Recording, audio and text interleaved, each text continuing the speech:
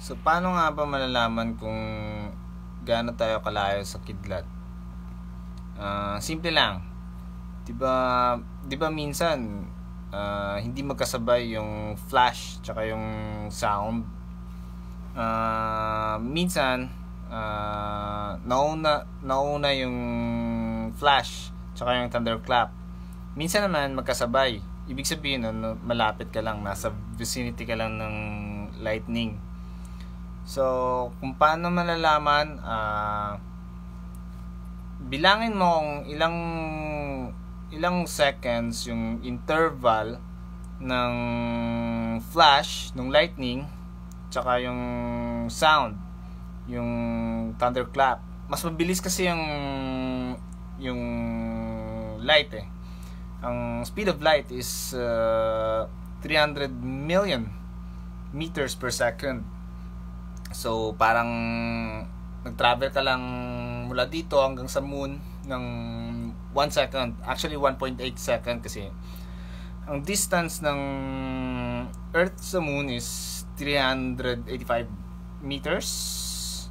Roughly ganyan. Tapos nadadagdagan pa every year kasi lumalayo yung moon.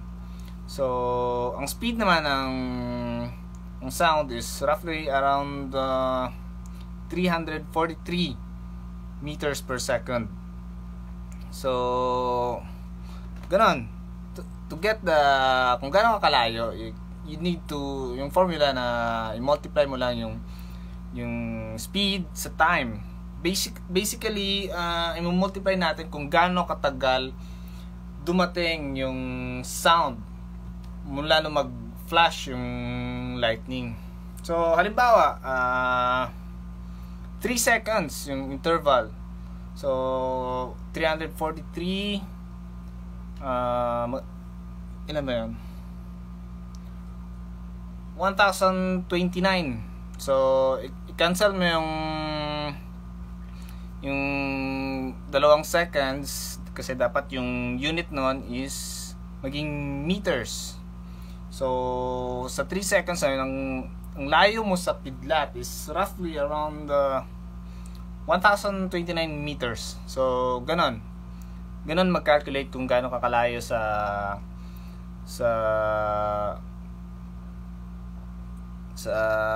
kidlat. So, alam niyo na pag may thunderstorms, pag kumidlat tapos matagal dumating ang layo naman yan. So, ganon. At least may natutunan kayo ngayon. Susunod na naman. Usapang siyensya.